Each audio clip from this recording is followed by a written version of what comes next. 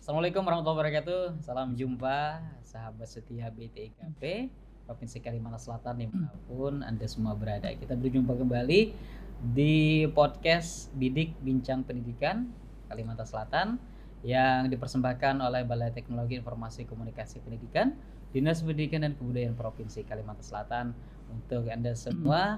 Dan tentunya pada kesempatan kali ini kita akan kembali menggali informasi yang juga menginspirasi dari para guru, tenaga kependidikan, para praktisi, tamu-tamu yang luar biasa untuk saling berbagi bagi kita semua. Dan pada kesempatan kali ini kita kedatangan salah satu guru hebat dari Kota Banjarmasin, tepatnya dari SDN Seberang Masjid 1 Kota Banjarmasin. Beliau ini juga salah seorang peraih juara, sebenarnya juara kedua kompetisi inovasi di Kota Banjarmasin di tahun 2023 untuk kategori guru SD. Dan salah satu yang beliau angkat adalah terkait dengan digitalisasi pembelajaran. Kita akan berbincang dengan Bapak Muhammad Nasir SPD. Seperti apa sebenarnya belajar asik dengan pembelajaran digital. Langsung kita sapa beliau. Selamat siang Pak Nasir, Assalamualaikum. Waalaikumsalam warahmatullahi wabarakatuh. Selamat siang Pak Hadi. Alhamdulillah baik Pak. Sama saja Pak, tidak perlu tegang. Ini kali pertama ya. Betul Pak, kali pertama. Tapi sering ke BTKP. Sering, alhamdulillah. Ya, dalam rangka apa? Mengikuti pelatihan VR. Oh gitu ya. Dan tidak ada hal lain ke BTKP sebenarnya. Tapi memang sudah kenal dengan BTKP karena memang salah satu lembaga yang membersamai guru-guru dan teknik untuk optimalisasi TIK pendidikan begitu Pak Nasir ya. Iya, betul. Terima kasih hadir di studio kami di BTKP dan tentunya ini sangat baik untuk kita berbincang gitu ya. Bagaimana Pak Nasir ini bisa menceritakan kepada sahabat-sahabat BTKP di rumah ataupun dimanapun berada yang mungkin cerita ini bisa menginspirasi mereka untuk bagaimana nantinya memberikan masukan kepada kawan-kawan untuk membuat pembelajaran terutama di kelas itu lebih menyenangkan dengan digital gitu ya. Tapi sebelum ke arah sana Pak Nasir, bisa diceritakan terlebih dahulu Anda memilih sebagai seorang guru itu seperti apa? Karena saya sempat sekilas membaca CV yang Pak Nasir berikan, itu sangat suka dengan matematika begitu ya sejak kecil. Betul Pak. Ya. Sama dengan teman saya di BTKP ada Faisal namanya sangat suka matematika juga. Ya, seperti apa Anda? Jadi memang sejak kecil saya memang suka matematika Pak. Memang dari orang tua dulu dikasih uang jajan, uang receh yang bulat besar itu banyak. Kalau nggak dikasih nangis. Iya. Jadi karena dikasih banyak disuruh ngitungin. Nah dari situlah saya tumbuh rasa cinta terhadap matematika. Nah oleh karena itu. Saya pikir cinta dengan uang gitu ya, cinta dengan matematika. Dengan matematika Pak. Oleh karena itu saya melanjutkan program di program studi pendidikan matematika Unlam Banjarmasin. Tapi kan lewat SD dulu kan, nggak langsung tuh. Iya betul. SD-nya juga suka matematika. SD suka matematika. Ada prestasi di SD misalnya juara matematika atau? Ada. Jadi alhamdulillah sejak SD, SMP, SMA, alhamdulillah saya selalu menjadi juara paralel Pak di sekolah. Juara 1, kadang juara 2, kadang juara 1. Tapi alhamdulillah selalu paralel di sekolah Pak. Dan pada akhirnya saya direkomendasikan oleh guru saya untuk mengikuti jalur undangan. Saya memilih jalur undangan di program studi pendidikan matematika Banjarmasin karena memang basicnya saya suka dengan matematika Pak. Suka terhadap matematika sehingga saya melanjutkan di Unlam Banjarmasin. Nah sambil kuliah saya itu sambil bekerja Pak sebagai guru privat. Oh saya pikir tadi sambil kuliah sambil bekerja lalu ngitung uang lagi gitu enggak ya, ada guru privat. Sebagai guru privat sejak 2014 sampai sekarang Pak, sekitar masih sampai sekarang. Kurang lebih 10 tahun sudah saya jalani sebagai guru privat dan alhamdulillah lulus di pendidikan matematika Unlam Banjarmasin dalam waktu 3,5 tahun dengan IPK terbaik se-FKIP. Alhamdulillah. Selanjutnya setelah lulus di tahun yang sama. Jadi biasanya kalau matematika apa memang kalau 3,5 tahun itu yang wajarkah atau itu capaian yang hebat? Kalau 3,5 tahun di program studi matematika itu termasuk capaian yang bagus Pak. Karena normalnya 4 tahun, bahkan ada yang 7 tahun. Iya, seperti ikut yang 7 tahun ya. Nah alhamdulillah ulun bisa berhasil 3,5 tahun dan di tahun yang sama saya diterima berkat rekomendasi dari dosen saya juga, diterima beasiswa untuk mengikuti PPG Prajabatan atau pendidikan profesi guru yang prajabatan di Pascasarjana dalam waktu 1 tahun, di mana dalam program PPG tersebut 6 bulan kita ditempa terhadap 4 kompetensi yang harus dimiliki guru. Yang pertama seperti kompetensi pedagogik, profesional, keterampilan dan sosial. Dan 6 bulan lagi kami ditempatkan di sekolah. Kebetulan saya ditempatkan dulu di SMP Negeri 15 Banjarmasin, Pak. Kebetulan dekat rumah karena saya lahir juga di daerah Queen atau daerah Pangeran. Selanjutnya setelah lulus 1 tahun di PPG Prajabatan, alhamdulillah itu adalah beasiswa, Pak. Karena pada dasarnya kalau tidak salah ya, mohon maaf, kalau PPG yang dengan biaya mandiri cukup banyak ya biaya yang dikeluarkan. Enggih, betul, Pak. Sekian juta begitu ya. Sekitar 7,5, Pak, saat itu. 7,5 satu semesternya. Jadi kalau ini 2 semester. Betul. Jadi sekitar 15 juta. Sekitar 15 juta. Tapi Anda dari pemerintah, enggih. Dari Beasiswa pemerintah, betul. Nah, setelah berhasil lulus di PPG dan mengantongi sertifikat pendidik, pada saat SPDGR sudah begitu ya? Alhamdulillah, enggih.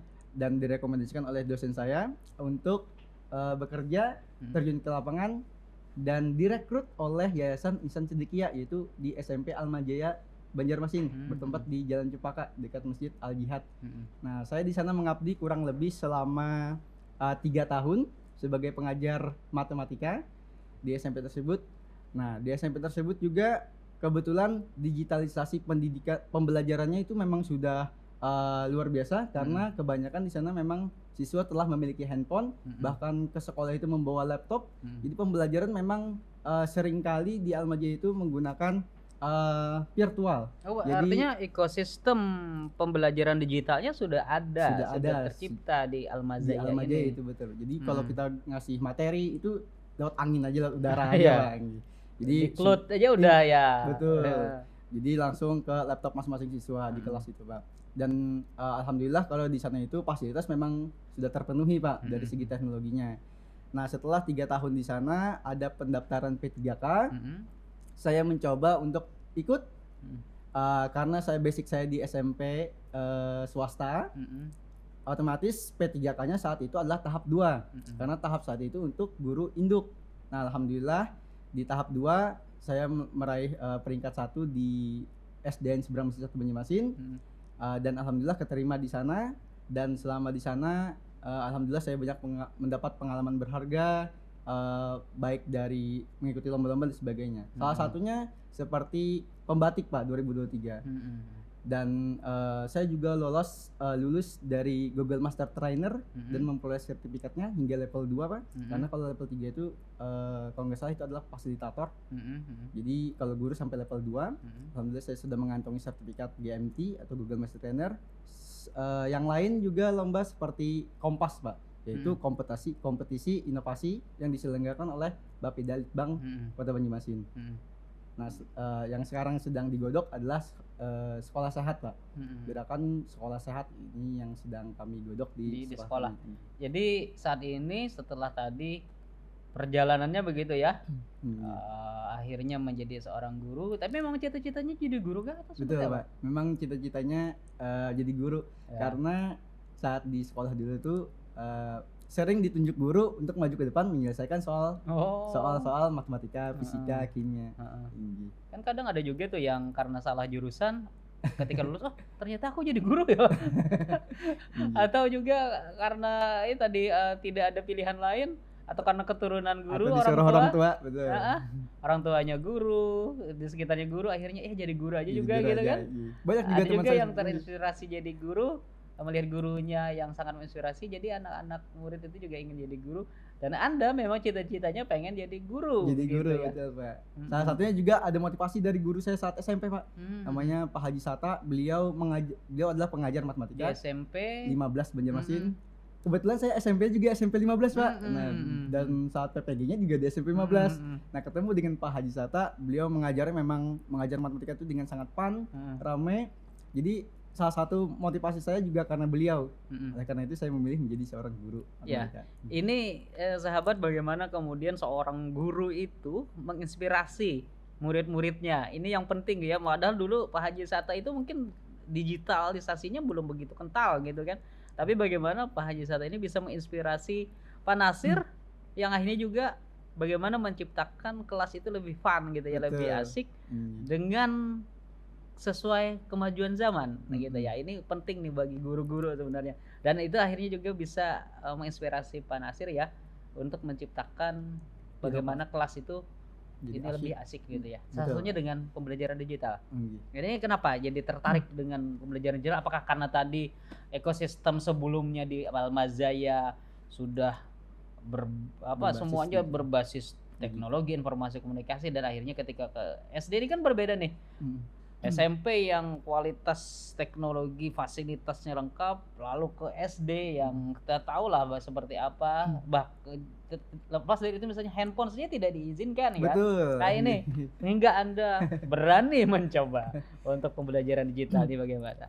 Sebenarnya latar belakang saya menciptakan inovasi ini adalah berdasarkan ekosistem sebelumnya Pak. Karena di Almajaya itu memang teknologinya sudah sangat kental dengan kemajuan zaman, teknologi yang semakin maju. Saya ngerasanya atau rugi rasanya kami para pendidik jika tidak memanfaatkannya Pak.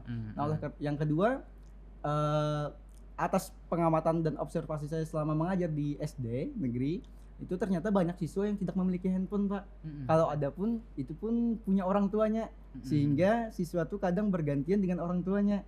Nah dan kebanyakan siswa di sekolah dasar itu tidak diperbolehkan untuk membawa handphone ke sekolah, karena pada dasarnya siswa sekolah dasar itu masih belum bisa memanage kapan dia menggunakan handphone, kapan waktunya untuk belajar. Jadi takutnya saat pembelajaran dia malah main-main dan sebagainya atau membuka macam-macam. Nah oleh karena itu saya berpikir bagaimana caranya membuat pembelajaran yang berdigitalisasi namun tanpa melibatkan handphone. Nah itu Pak.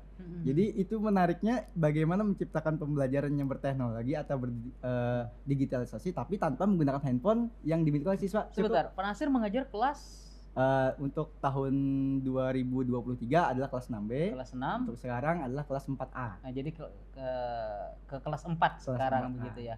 Jadi melihat kondisi. Tapi sebelumnya apakah biasa-biasanya, artinya di sekolah itu, di kelas itu sudah menerapkan pembelajaran digital? Artinya seperti ini. Pembelajaran digital artinya sudah mulai menerapkan teknologi. Mungkin presentasi kah dengan PowerPoint, gurunya mengajar, atau sudah menggunakan hal lain, apalagi waktu COVID-19 kemarin kan itu dengan menggunakan teknologi, ada seperti itu kah atau bagaimana dulunya? Jadi memang sebelumnya kalau menggunakan PowerPoint itu memang sudah biasa. Nah maksud saya di sini adalah mencoba hal lain Pak, yang mana membuat pembelajaran itu lebih menyenangkan, tapi tanpa menggunakan handphone Pak. Nah salah satu inovasi yang saya buat yaitu Ikro, inovatif, quizzes, paper, O-nya itu mode Pak. Jadi R-nya itu dari paper. Paper betul. Inovatif, quizzes, paper, mode. Inovatif, quizzes, paper, mode. Jadi mode kertas pada quizzes yang gitu inovatif. Ya. Yang inovatif. Kalau Dinas Pendidikan Kota Betul. Banyumas kan Ikra ya. Nah, ini Ikro gitu ya. Iya. Kalau Dinas Pendidikan itu integrity, quality, responsibility dan accountability. Jadi ini bagus begitu ya. Terpikir sampai ke sana. Karena ada sedikit bagaimana menganalisa bagaimana sebuah kekurangan itu menjadi kekuatan. Betul. Begitu kan. Nah, akhirnya tadi ya Ikro tadi muncul dengan judulnya itu adalah meningkatkan memanfaatkan kemampuan adaptif Ikro, inovatif quizzes, paper, mode untuk meningkatkan hasil belajar peserta didik di era digital Pak. Itu tema yang saya usung untuk mengikuti lomba kompetisi inovasi di Bapeda Litbang Kota Banjarmasin Pak. Dan itu hasilnya tadi ya. Tapi sebelum kita bicara tentang hasilnya tadi, kemudian Anda ini belajar itu sumbernya dari mana? Bisa sendiri kah? Atau ada sumber-sumber lain kah? Kan ini cukup banyak sebenarnya sumber seperti itu. Ini dari mana? Sebenarnya untuk sumber belajar, saya jujur belajar otodidak Pak. Karena memang sejak SMP saya sudah sering ke warnet, sudah sering buka YouTube dan sebagainya. Dari YouTube masih belum rame, sampai sekarang jadi rame. Media sosial juga sering ngikutin. Sebenarnya kita bisa belajar itu, untuk belajar TIK ini kuncinya cuma satu Pak, yaitu kemauan. Karena dengan kemauan kita mau mencoba. Saya sudah mencoba belajar secara otodidak melalui YouTube, bahkan tutorial-tutorial sekarang sudah banyak di Instagram. Jadi bisa dilakukan secara manual dan alhamdulillah kehadiran BTKP ini juga menjadi salah satu sumber belajar bagi saya, karena BTKP ini menyediakan pembelajaran yang berbasis offline, Pak, sebagai fasilitator kami, sebagai sumber belajar kami yang mana ini dapat kami ikuti dengan cara mendaftar ke BTKP tersebut. Ya, jadi memang merasa terbantu sekali dengan hadirnya BTIKP juga sebagai salah satu sumber belajar tadi ya. Betul, Karena Pak. cukup banyak juga terobosan-terobosan dilakukan BTIKP menyesuaikan dengan keinginan kawan-kawan di lapangan. Ada Betul. virtual reality hadir gitu Betul. kan. Terus Animasi animasi. juga. Jadi luar biasa. Tapi memang ini ya, bagi guru apalagi guru SD yang masih muda ini semangatnya tinggi begitu kan. Alhamdulillah. Sumber belajarnya juga banyak gitu ya. Ini mempengaruhi tidak dengan teman-teman sejawat nih? Alhamdulillah kalau di sekolah saya itu ada yang namanya komunitas belajar, Pak. Yang mana komunitas belajar ini sudah difasilitasi oleh kepala sekolah kami, yang mana kepala sekolah kami itu sangat mensupport dalam kegiatan komunitas belajar ini. Apa saja kendala yang sering dihadapi di lapangan saat mengajar, bagaimana membuat pembelajaran yang menyenangkan, bagaimana membuat siswa lebih tertarik dan lebih interaktif dalam kelas. Nah, itu biasanya kami bahas di dalam kombel itu, Pak. Dan secara tidak langsung kami berbagi di dalam komunitas belajar tersebut untuk saling berbagi dan menambah implementasi aksi nyata kami terhadap pembelajaran yang berdigitalisasi. Dan tadi ya hasilnya seperti apa bagi anak-anak? Alhamdulillah ini saya membandingkan ya, Pak, ketika menggunakan metode konvensional dengan metode yang Ikro ini terlihat sangat jelas perbandingannya, Pak. Ketika menggunakan Ikro, siswa lebih senang, lebih tertarik mengikuti pelajaran, lebih interaktif. Bahkan kalaunya saat pembelajaran itu siswa itu sampai naik-naik ke atas, Pak, ke atas meja untuk naik ke atas meja gitu ya? Untuk menampilkan Ikro itu, Pak. Ikro itu quizzes itu dalam paper mode dalam bentuk barcode, Pak. Jadi menampilkan barcode itu. Ya. Sayang tidak dibawa tadi ya? Ada di bawah ya. Mungkin nanti kawan-kawan bisa membantu kita perlihatkan nanti di akhir bagaimana ya nanti. Dan ini hasilnya seperti apa akhirnya? Anak-anak suka begitu ya?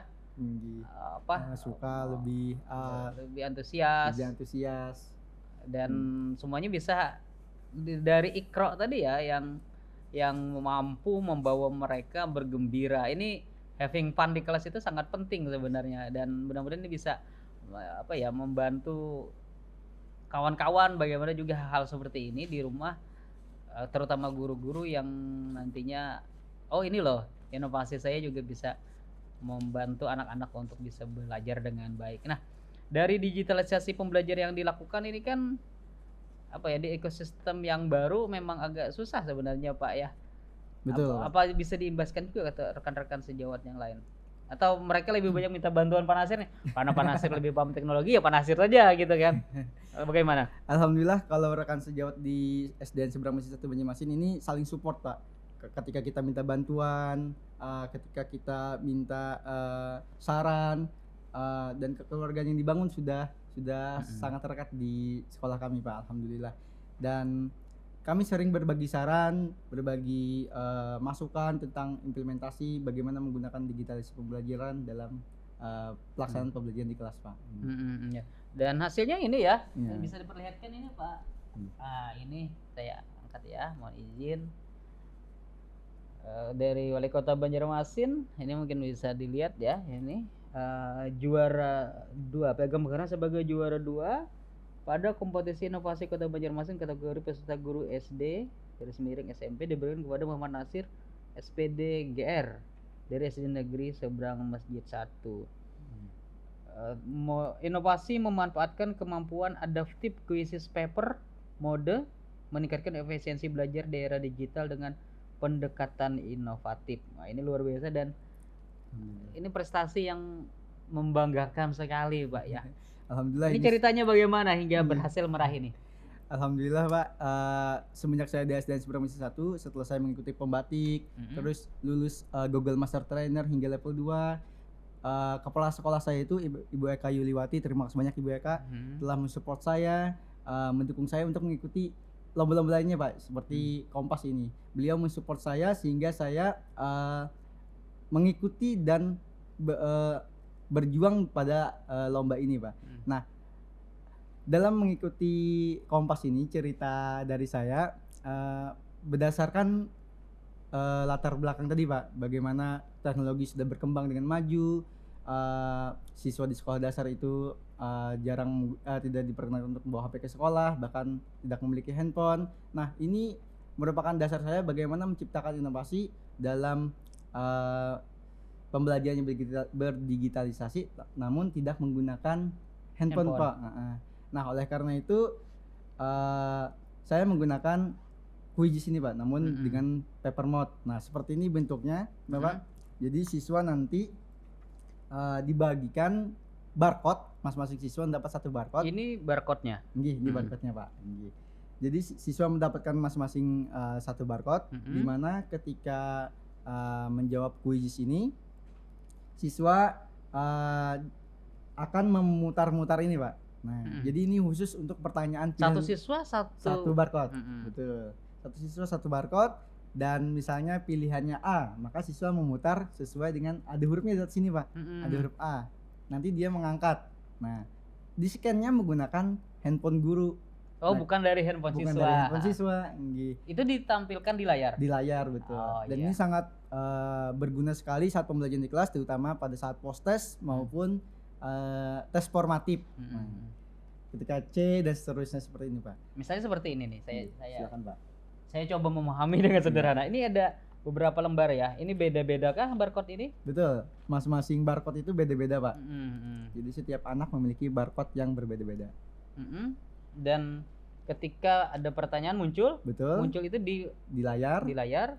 Siswa itu menjawab dengan mengangkat barcode-nya Pak. Dan di scan oleh gurunya. Itu semuanya muncul. Tidak satu-satu. Langsung ke kelas boleh Pak, dari jarak jauh. Dari jarak jauh gitu ya.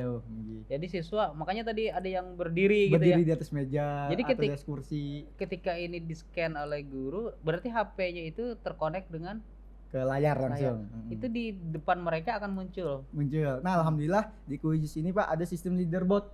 Jadi ketika siswa yang paling benar dan tepat, maka dia namanya itu akan muncul paling atas Pak. 1, 2, 3 dan seterusnya. Jadi siswa menjawab dengan benar dan tepat, guru tinggal men-scan saja lagi. Misalnya nomor 1, apa pertanyaannya, jawabannya 1, 2, 3 angkat. Kita scan dari jarak jauh boleh, atau mau dari jarak dekat juga boleh. Tapi dia support jarak jauh, langsung ke. Jadi sekian banyak anak itu akan di layar mereka terlihat dengan jawaban mereka. Betul. Jadi mereka gini gitu ya, tidak lagi A gitu ya. Nah, B. Tidak lagi ya. Tidak lagi. Langsung misalnya apakah lambang dari sila pertama. Misalnya A bintang 2 ini. Mereka tinggal gitu ya. Dan ini tentunya penggunaan lagi Papa ulun Pak enggak ada lagi ya. Enggak ada lagi. Ini tentunya penggunaan Ikro ini meminimalisir kecurangan dalam pelaksanaan post test atau tes formatif di dalam kelas itu. Dan tentunya ini membuat pembelajaran menjadi lebih menarik karena siswa menjadi tergerak otot-ototnya, termasuk pembelajaran kinestetik, juga termasuk pembelajaran visual karena kita menggunakan layar LCD dan sebagainya, dan juga pembelajaran yang berbasis audiotorik karena kadang soal-soal juga ada yang berbasis suara dan siswa mengamati perintah dari guru tersebut. Luar biasa. Ada ya di YouTube-nya ada ya? Ada sekarang Pak. Sekarang sudah ada di YouTube. Bagaimana Anda menggunakan ini ya? Ini sudah saya upload di YouTube saya. Nanti bisa dilihat bagaimana tutorial penggunaan Quizzes. Jadi luar biasa bagaimana Pak Nasir ini bisa melihat teknologi yang ada untuk bisa digunakan di tengah keterbatasan di sekolah. Betul. Sebenarnya tidak keterbatasan itu karena memang ada faktor kedisiplinan ya, tidak boleh membawa handphone ke rumah, tapi akhirnya bagaimana kelas itu menjadi menyenangkan dengan asik. Ada tidak selain ini Pak sebenarnya yang Anda lakukan selain yang ini kan juara 2 nih dari yang ini. Ada tidak mungkin inovasi yang lain atau digitalisasi pembelajaran yang lain yang Anda gunakan juga? Digitalisasi yang pembelajaran yang saya gunakan selain ini biasanya saya menggunakan saat pembelajaran itu Pak. Kadang siswa disuruh maju kayaknya Pak. Nah kadang kalau konvensional itu siswa guru itu langsung menunjuk si A maju ke depan, si B maju ke depan. Pengalaman misalnya Pahdi ya, Hasbi gitu kan. Pengalaman gitu saya sebagai seorang siswa itu tidak fair Pak, tidak adil. Oleh karena itu dalam pembelajaran yang saya lakukan, saya sering menggunakan acak nama. Nah, acak nama itu sudah ada secara online tersedia di Google. Jadi muncul seperti spin itu Pak. Nah siapa muncul dan itu terasa lebih adil gitu ya. Iya betul. Nah, jadi pertanyaan-pertanyaan yang mudah, Pahdi gitu kan, yang sulit-sulit si Hasbi gitu ya. Dan sekarang tahun 2024 ini adalah tahun AI. Banyak sekali AI yang dapat digunakan untuk menunjang aktivitas kita dalam proses mengajar belajar di dalam kelas. Jadi terbantu juga, tapi kan saya ingat nih quote dari Anda gitu ya. Teknologi tidak bisa menggantikan guru yang hebat. Tapi teknologi di tangan guru yang hebat akan menghasilkan terobosan yang dahsyat, inovasi yang dahsyat. Tapi dengan adanya AI, dengan adanya perkembangan teknologi, kita tidak seperti apa nantinya? Kan kalau di AI itu cukup mudah. Coba buatkan ini muncul tuh kan. Ini bagaimana Anda menempatkan quote dari Anda itu dengan kondisi digital saat ini? Nah sebenarnya kondisi AI dengan pemanfaatan AI itu kita sangat terbantu sebenarnya. Namun kadang AI itu harus kita sesuaikan lagi Pak terhadap apa yang kita perlukan. Kita memerlukan sesuatu, kita koreksi lagi bagaimana hasil dari AI tersebut. Apakah ini sudah sesuai? Apakah ini perlu dihilangkan, dihapus beberapa sub-sub dari hasil AI tersebut?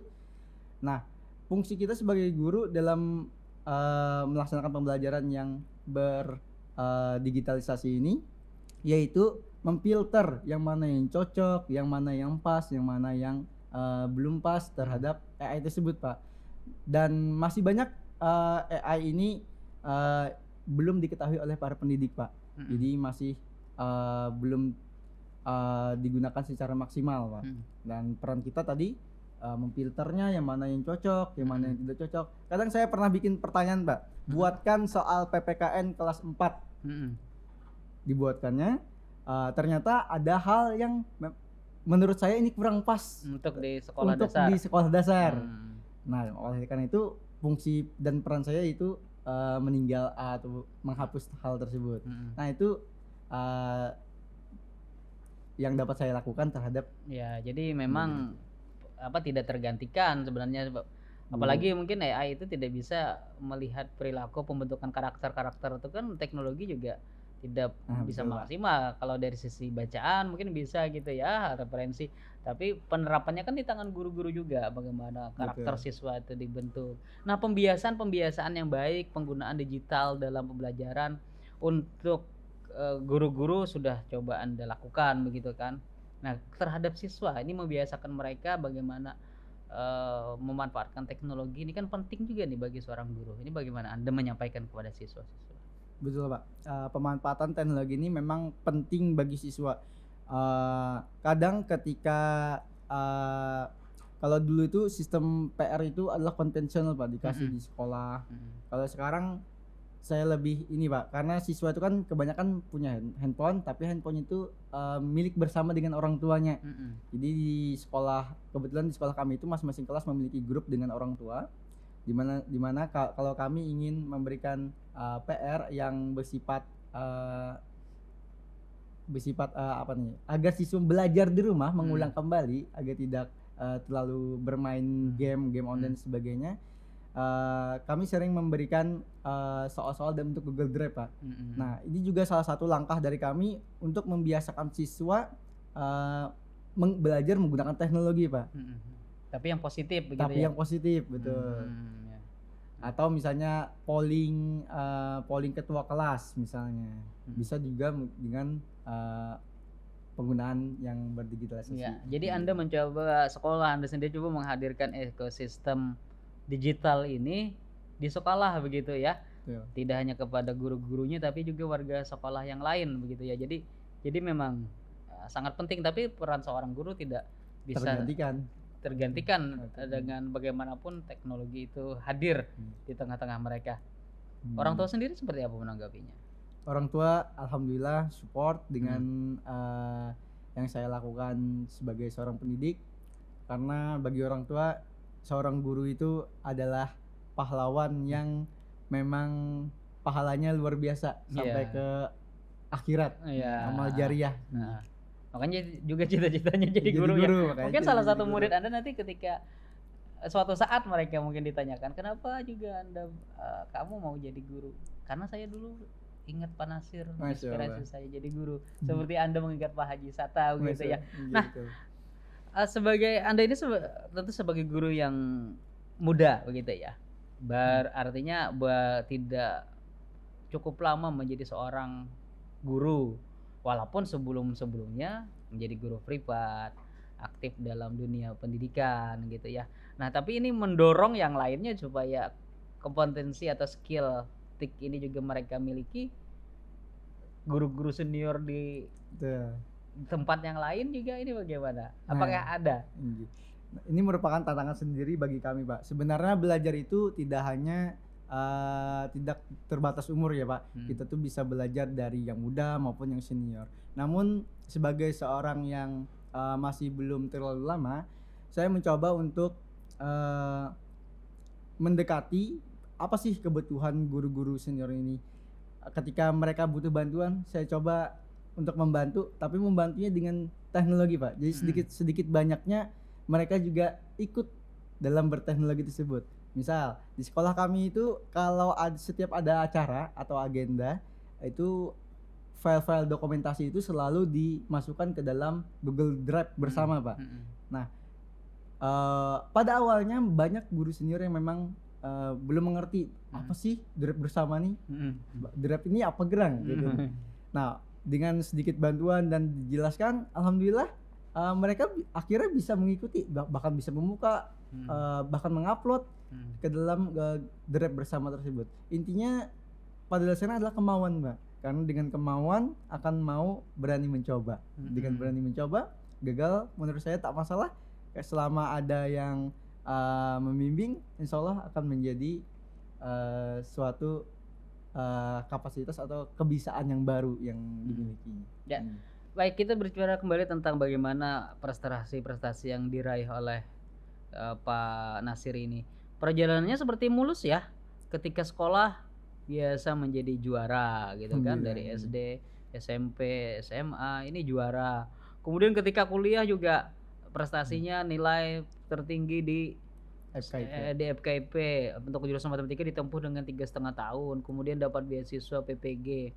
Ketika menjadi guru, dapat sekolah yang sangat baik dari kualitas ekosistem digitalnya. Kemudian menjadi P3K lulus dan berhasil meraih juara dalam kompetisi inovasi. Ini kan sepertinya mulus nih perjalanannya. Anda tidak pernah gagal? Sebenarnya gagal itu pasti dimiliki oleh semua orang, Pak. Dulu sebenarnya saya ini tahun 2015 orang tua saya meninggal, Pak. 2018 orang tua saya yang ayah saya meninggal lagi. Jadi sebenarnya kalau dari segi pendidikan alhamdulillah memang mulus, tapi kalau segi batin saya sebenarnya ini masalah batin ini, Wah. Jadi memang tidak mulusnya di situ, Pak. Ya. Kalau artinya support orang tua itu yang saat itu diperlukan gitu ya. Di situ yang mungkin bagaimana saya harus menjadi guru privat tiap malam kerja sampai jam 10 kadang satu malam itu 3 rumah atau 2 rumah. Oh, artinya Anda menjadi guru privat itu selain karena memang pengen jadi guru tadi, karena untuk menambah penghasilan juga. Betul. Sebenarnya ya. Itulah mungkin untungnya kalau mengambil jurusan pendidikan kalau kuliah itu ya.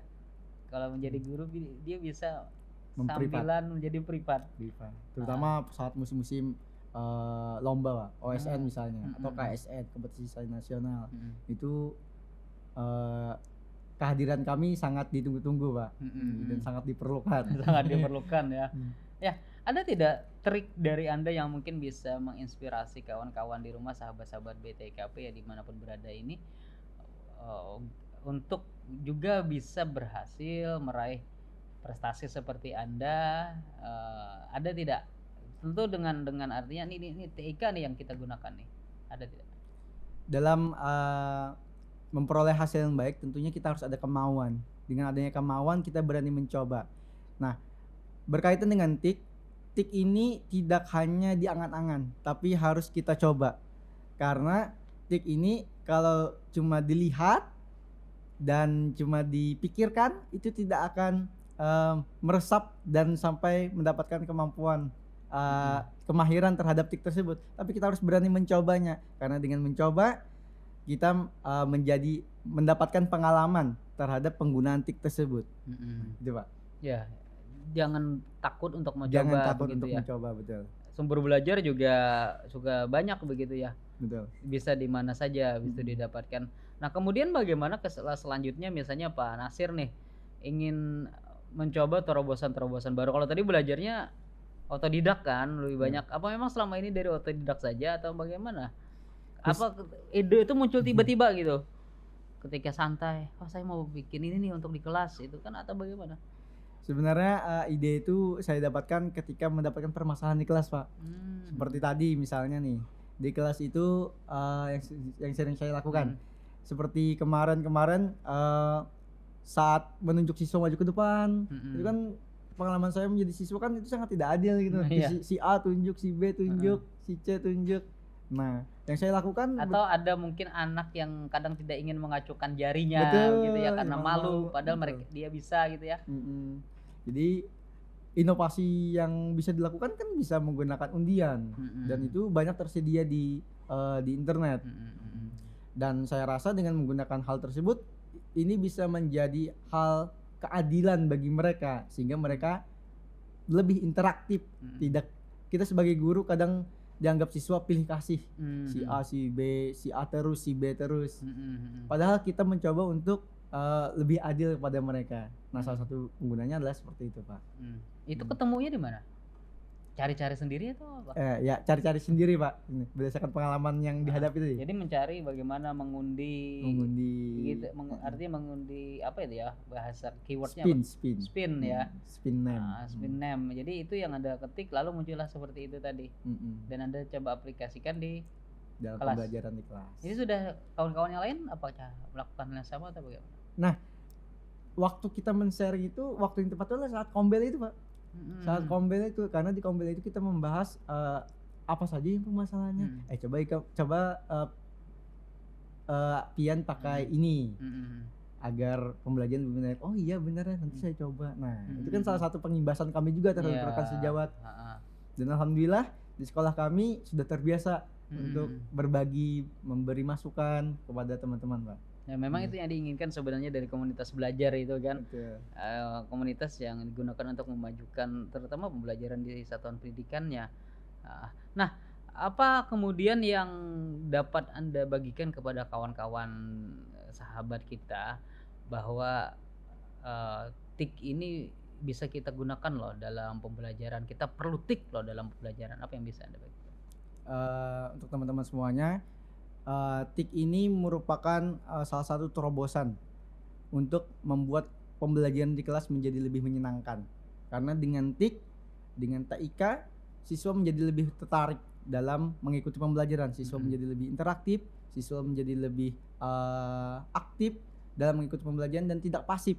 Nah, keyword saya tadi atau moto hidup saya dalam mengajar atau sebagai seorang guru itu adalah teknologi di tangan teknologi itu tidak dapat menggantikan guru yang hebat, tetapi teknologi di tangan guru yang hebat dapat menghasilkan terobosan yang dahsyat. Itu Pak. Luar biasa begitu ya. Terobosan dahsyat yang Anda lakukan salah satunya adalah menciptakan inovasi Ikro ini tadi ya. Ada tidak lagi ada terobosan lain yang mungkin akan Anda lakukan? Bocoran ya? Tidak ya? Atau nanti ini buat ini aja Pak, buat lomba saja Iya, nanti. nanti buat lomba saja nanti akan ada bocoran lagi. Tapi saya masih mencari-cari permasalahan apa yang akan saya hadapi ke depannya nanti sehingga saya cari bagaimana menyelesaikan problem di kelas tersebut. Ya, jadi memang basicnya dari problem-problem yang ada di kelas ya. Betul, basicnya memang dari problem yang ada di kelas. Jadi bagaimana Anda melihat permasalahan di kelas, kemudian Anda Cari carikan inovasinya, solusinya. Seperti ini ya, dulu PTK ya, betul. penelitian tindakan kelas Penelitian itu di kan, kelas. classroom meningkatkan itu, riset ya. riset. Jadi melihat permasalahan-permasalahan dan Anda lakukan bagaimana terobosan-terobosan itu Anda lakukan di kelas. Seperti yang Anda lakukan seperti ini mungkin tidak banyak yang terpikir untuk melakukan Betul. hal-hal seperti ini ya, bagaimana kuisis ini, dan ini tidak bisa dilakukan bisa dilakukan oleh siapa saja begitu ya. Betul, sekarang sudah bisa dilakukan oleh siapa saja, Pak. Jadi di aplikasi Quizzes itu setelah menyediakan paper note, Pak. Jadi mungkin teknis-teknis pelaksananya dan teknis-teknis penggunaan Quizzes tersebut saja nanti yang perlu mungkin ya tutorial di YouTube mungkin atau di. Kalau ada ingin belajar, Pak. Kalau ada ingin belajar. Saya siap, Pak. Saya siap ingin membantu karena berbagi itu menurut saya tidak ada ruginya. Malah itu akan menambah pengalaman kita, menambah wawasan kita dengan berbagi terhadap rekan-rekan sejawatan yang lainnya. Nah, kita bicara tentang BTIKP. Kalau tadi kan sempat kita singgung nih, BTIKP juga bagaimana memfasilitasi kawan-kawan, membantu kawan-kawan agar di lapangan, guru-guru di sekolah, tenaga-tenaga administrasi di sekolah untuk bisa mengoptimalkan TIK dalam pelaksanaan kerja dan kinerja mereka. Anda melihatnya seperti apa peran BTIKP selama ini? BTIKP, Balai Teknologi Informasi Komunikasi Pendidikan ini merupakan salah satu sumber belajar bagi kami para guru. Karena BTIKP ini selain menjadi fasilitator bagi kami dalam menunjang kemampuan di bidang TIKS kami, BTIKP juga sering mengadakan pelatihan-pelatihan. Saya pernah ikut dulu virtual reality, Pak, di mana kami diajak untuk mengenal VR dan diharapkan bisa digunakan dalam pembelajaran di kelas. Selain itu juga BTIKP mengadakan pelatihan, yaitu membuat video interaktif, baik itu MPI atau sejenisnya. Nah, ini juga bisa kami gunakan untuk menunjang pembelajaran di kelas, Pak. Ya, lomba-lomba juga. Lomba-lomba juga ada whisky hajar, nah dan sebagainya. Ada lomba untuk guru. Pernah ikut lomba BTKP? Sejauh ini masih belum, Pak. Ya, tertarik untuk lomba? Tertarik sekali, Pak. Ya, harus ikut ya. Tahun ini ada lomba lagi ya sebenarnya. Ya, jadi sempat juga ada video profil website sekolah. Nah, ini harus di tangan Pak Nasir harusnya bisa loh. Dari Insyaallah, Pak. Harus ikut gitu ya. Apalagi dengan capaian-capaian prestasi seperti ini tadi bisa diikutkan. Mungkin nanti ada lomba video pembelajaran atau video profil sekolah atau website sekolah atau lomba animasi atau lomba apapun itu dari BTKP. Ini harus ada nama Pak Nasir nanti ya. Harus nih. Ini tantangan. Betul. Karena program-program BTKP ini sebenarnya menarik, Pak. Menarik. Selain menambah kemampuan kapabilitas kami sebagai guru, juga hadiahnya juga menarik bagi kami. Iya betul. Hadiahnya juga menarik. Ya, ini memang luar biasa ya. Cukup lah begitu ya. Cukup wah kalau hadiah dari BTKP untuk lomba-lomba yang dilaksanakan. Itu merupakan daya tarik juga bagi kami sebagai pendidik. Betul. Dan memang itu sebenarnya bentuk apresiasi kepada kawan-kawan yang dari BTKP, dari Dinas Pendidikan Provinsi Kalimantan Selatan, dari pemerintah Provinsi Kalimantan Selatan kepada guru-guru hebat sebenarnya. Jadi kami fasilitasi seperti itu. Nah, kemudian bagaimana seharusnya seorang guru gitu memposisikan dirinya sebagai seorang pendidik, sebagai seorang yang memberikan karakter yang baik kepada anak muridnya di tengah situasi era digitalisasi yang semakin berkembang saat ini, Pak. Ini kan SD ini luar biasa itu. Mereka sudah dipengaruhi dengan permainan daring begitu ya, gadget yang berkembang sekian pesat. Ini bagaimana, Pak? Tentunya kita memberikan contoh, Pak. Ketika pembelajaran di kelas kita waktunya belajar, ketika jam istirahat kita istirahat di luar bermain dan Tapi sebagainya. Pak Nasir senang mabar juga atau game online? Sebenarnya saya Iya. senang sekali Pak Mabar. Manusiawi gitu ya kan. Manusiawi. Cuma saya bisa menempatkan waktunya Pak. Dan itu Bermain bisa waktunya. diceritakan kepada anak gitu kan. Betul, dan itu bisa diceritakan pada Pada anak anak bagaimana murid memanage ya. waktunya. Heeh. Saya mabar kadang di rumah saja Iya. ketika sudah selesai Iya. bekerja dan sebagainya. Nah, ini merupakan contoh positif juga bagi anak-anak agar mereka dapat memanfaatkan waktu sebaik mungkin, kapan waktunya belajar, kapan waktunya bermain, kapan waktunya bermain handphone dan sebagainya. Itu disampaikan terus-menerus begitu ya. Betul. Karena ini salah satu bentuk disiplin positif kami juga sebagai pendidik di sekolah Pak. Karena memang ada disiplin positif sebenarnya dalam implementasi kurikulum Merdeka begitu ya. Di kurikulum Merdeka sendiri memfasilitasi betul ya tentang digitalisasi ini ya. Betul Pak, sangat fasilitasi. Terutama adanya PMM, Platform Merdeka Mengajar. Di sana banyak sekali materi-materi yang dapat kita pelajari tentang TIK tentunya Pak. Memang sudah terfasilitasi gitu ya di PMM, tinggal di-explore saja lagi ya. Betul. Ya tadi intinya kemauan dan karena ada kemauan mau mencoba jadinya.